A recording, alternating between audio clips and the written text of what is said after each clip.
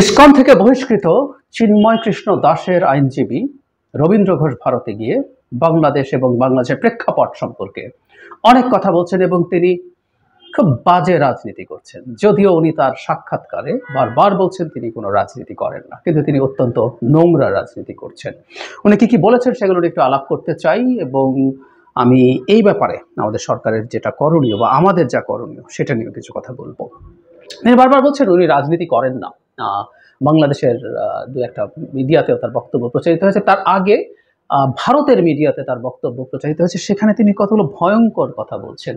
তিনি মারাত্মক থ্রেটের মুখে নাকি আছেন, তিনি এক গুরুর দোয়া নিতে গেছেন, সেখানে গিয়ে তিনি বলছেন জীবন গেলে যাবে, তিনি মানে চিন্ময়ের পক্ষে দাঁড়াবেন, মানে বাংলাদেশে তার চিন্ময়ের পক্ষে দাঁড়ানোর কারণে জীবন যাওয়ার মতো পরিস্থিতি বিরাজ করে, এটা হচ্ছে তার কথা। এবং তিনি ভয় পান না, তিনি সাহসের সাথে এটা করবেন, তিনি মানবাধিকার নিশ্চিত করবেন, এগুলো ঠিক আছে।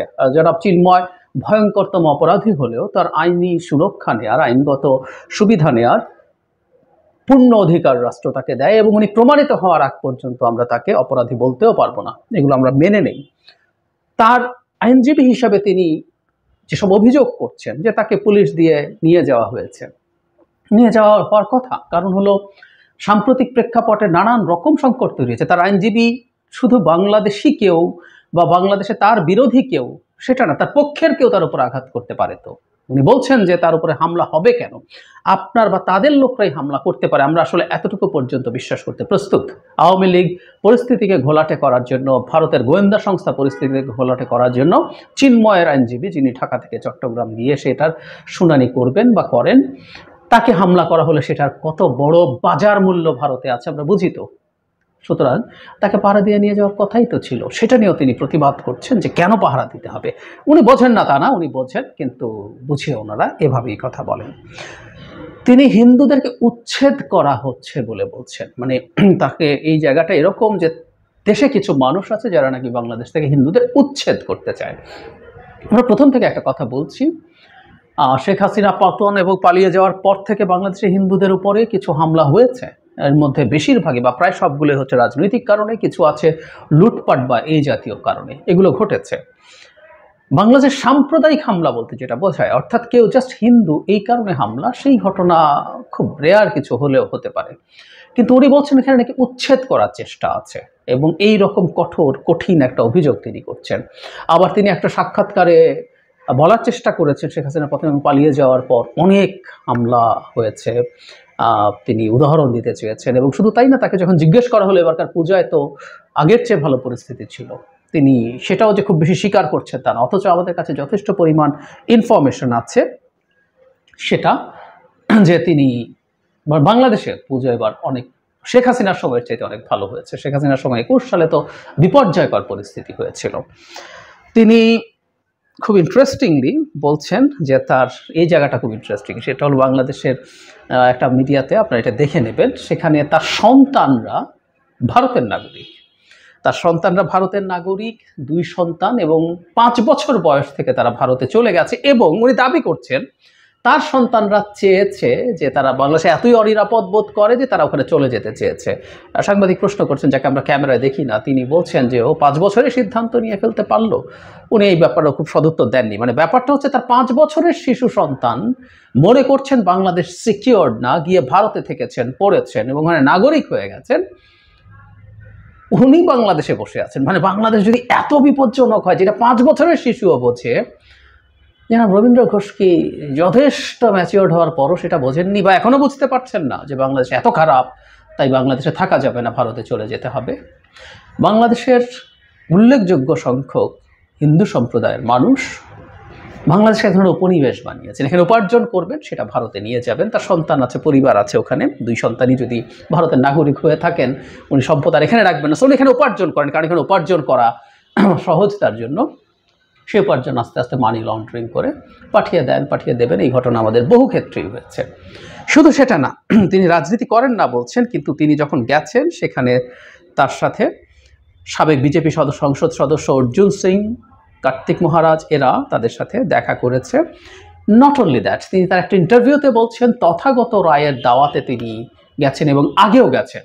মানে তথাগত রায় ত্রিপুরার গভর্নর ছিলেন। আমরা তথাগত রায় সম্পর্কে আবার আগেও বলেছি, সাম্প্রতিক সময়ে তিনি বাংলাদেশ সম্পর্কে অত্যন্ত নোংরা, অত্যন্ত অশালীন, অত্যন্ত বিদ্বেষপূর্ণ মন্তব্য করছেন। সেই তথাগত রায়ের সাথে তার খাতির এবং বিজেপির সাথে তিনি বসছেন, দহরম মহরম করছেন। সুতরাং হিন্দু সম্প্রদায়ের মানবাধিকার রক্ষার নামে এই ভদ্রলোক আদতে বিজেপির রাজনীতি করছেন। এবং আমরা কিছুদিন আগে দ্য ডিপ্লোম্যাটের একটা রিপোর্ট আমি প্রকাশিত, যেটা বাংলাদেশে ট্রান্সলেটেড হয়ে প্রকাশিত হয়েছে, সেটা পড়ে শুনিয়েছিলাম যে বিজেপির যে হিন্দুত্ববাদী রাজনীতি সেটাই এখন বাংলাদেশে প্ল্যান্ট করার চেষ্টা করা হচ্ছে। সো এই রবীন্দ্র ঘোষের মতো মানুষজন রাজনীতি করি না বলে আদতে বিজেপির হিন্দুত্ববাদকে বাংলাদেশে প্রতিষ্ঠা করার চেষ্টা করছেন। তিনি বাংলাদেশের আইন শৃঙ্খলা বা আইনের শাসন বলে কিছু নেই, তিনি প্রত্যেকটা ক্ষেত্রে ভয়ঙ্কর রকম অভিযোগ করছেন। যেমন আইনজীবীদের নামে মামলা হয়েছে নাকি যেন চিন্ময় যাতে লয়ার না পান সেই জন্য একটা হত্যা হয়েছে, সেই হত্যাটাও খুবই দায়সারাভাবে বলে র্যাদার সেটার জন্য যে মামলা হয়েছে সেটা নিয়ে তিনি বিদ্রুপ করছেন। উনি বলছেন যে এটার বোঝার আগে আসলে ঘটনা যেটা তদন্তের আগে মামলার ক্ষেত্রে তো এটা হবেই, যারা সাসপেক্ট, যারা ওখানে প্রেজেন্ট ছিলেন আশপাশে, তাদের নামে মামলা হতেই পারে, তদন্ত হবে, তদন্তে কেউ যদি থাকে না থাকে সেটা দেখা যাবে। কিন্তু উনি এটাকে চোখ বন্ধ করে ইন্টারপ্রিট করছেন জনাব চিন্ময় যাতে আইনজীবী না পান সেটা ব্যবস্থা করার জন্য। তো তিনি তো গেছেন, খুব সমস্যা কি হয়েছে? যদিও তিনি দাবি করছেন তাকেও হুমকি দেওয়া হচ্ছে। আমি এই জায়গায় একটু সরকারের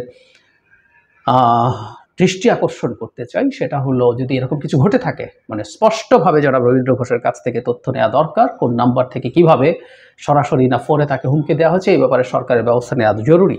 উনি ঢাকা থেকে না, চিটাগংয়েরও যেসব লয়ার তার পক্ষে আইনি লড়াই করতে চান সেটা নিশ্চিত করার ব্যবস্থা করতে হবে। আর একটা খুব ইন্টারেস্টিং কথা, সেটা হলো ওনাকে একটা ইন্টারভিউতে জিজ্ঞেস করা হচ্ছে, না এটা পরে আসছে, শেষে আসছে, এটা একটু মনে রাখুন, আমি একটু পরে বলবো। এছাড়াও আরও একটা জিনিস তাকে জিজ্ঞেস করা হয়েছে যে কেন এটা হয়েছে। উনি চিন্ময়কে সাধু, শুদ্ধ পুরুষ, সন্ন্যাসী বলছেন, যেটা ভারতের ন্যারেটিভ। সেই সন্ন্যাসী শুধুমাত্র হিন্দুদের জাগরণ তৈরি করেছেন বলে চট্টগ্রামে, রংপুরে, বিভিন্ন জায়গায় যখন হিন্দু সম্প্রদায়ের মানুষ অনেক বেশি তার সাথে কানেক্ট করছে, তাদের মধ্যে জোয়ার তৈরি হয়েছে, সেটা দেখে ভয়ে নাকি তাকে গ্রেফতার করা হয়েছে। সেই পুরনো বয়ান। অথচ তার এই সন্ন্যাসী শিশু যৌন নিপীড়নের অভিযোগে সেন্ট্রাল ইসকন দ্বারা বহিষ্কৃত হয়েছেন। মানে আমি অবাক হয়েছি, এনাদের লজ্জাও করে না, তার ডাকে মানুষ জমায়েত হয়েছে। একদম হ্যাঁ, শিশু নিপীড়কও যদি অন্যায়ের শিকার হয়, তার বিরুদ্ধে যদি অন্যায় মামলা হয়, ভুয়া মামলা হয়, সেটার বিরুদ্ধে আমরা থাকবো। প্রত্যেকটা ভয়ঙ্কর অভিযুক্ত এবং অপরাধীরও আইনের শাসন পাওয়ার, আইনের আশ্রয় লাভের অধিকার আছে। কিন্তু এইরকম মানুষের পক্ষে দাঁড়িয়ে এই আলাপ তারা করছেন, এগুলো প্রত্যেকটা কার প্রজেক্ট আমরা জানি। কিন্তু এখানে একটা খুব জরুরি কথা আছে, সরকারকে সতর্ক থাকতে হবে যেন এই ভদ্রলোকও কোনো রকম কোনো সমস্যায় না পড়েন। উনি অলরেডি আসলে এজেন্ডা নিয়ে মাঠে নেমেছেন, আমরা বুঝতে পারি। সুতরাং চিন্ময়, ইসকন, এই সব কিছু যে একসুতোয় বাঁধা, এটা বুঝতে আর আমাদের কোনো বাকি কিছু নেই। এবং মানে আইনজীবীর নামে যিনি ওখানে আছেন তিনিও আদতে সেই প্ল্যানের পার্ট। সুতরাং তাকে সতর্কভাবে ডিল করা, তাকে দিয়ে যাতে খুব ঝামেলা না হয়, তিনি যাতে এরকম কিছু করতে না পারেন, অভিযোগ করার পরিস্থিতি না হয়। শেষ করব যে কথা বলে, হুইচ ইজ ভেরি ইন্টারেস্টিং। তাকে একটা ইন্টারভিউতে জিজ্ঞেস করা হচ্ছে বাংলাদেশে যা ঘটছে এটা নরেন্দ্র মোদীকে জানানো হচ্ছে কিনা। মানে নরেন্দ্র মোদী বাংলাদেশের বাপ, শেখ হাসিনার সময় যেমন ছিল, তাই তাকে জানাতে হবে কিনা। উনি খুব চমৎকারভাবে জবাব দিয়েছেন যে তিনি প্রধানমন্ত্রীকে, মানে নরেন্দ্র মোদী সব জানিয়ে দিয়েছেন, মেসেজ পাঠিয়েছেন, উনি পড়েছেন কিনা জানি না। এই ধরনের পরিস্থিতিতে তারা মেসেজ পাঠান, ইটস এ কমন প্র্যাকটিস, এটা তারা তিনি প্রকাশ্যেই বলছেন। সো মোদীকে খবরাখবর দেন আর কি কি হচ্ছে না হচ্ছে।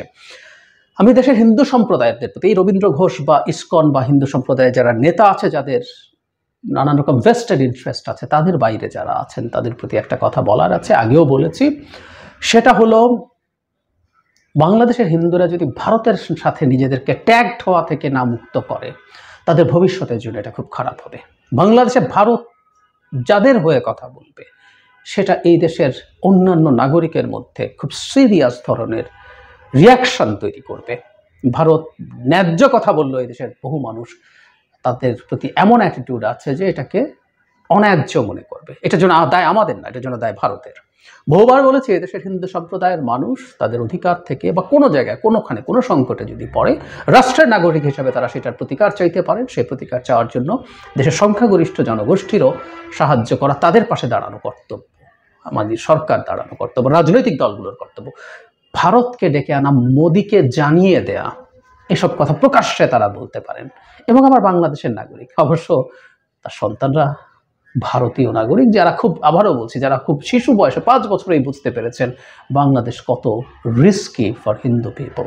তিনি অবশ্য এখনো বুঝতে পারেননি। তিনি এখনো দিব্যি প্র্যাকটিস করে যাচ্ছেন, উপার্জন করছেন এবং quote and quote money laundering করছেন।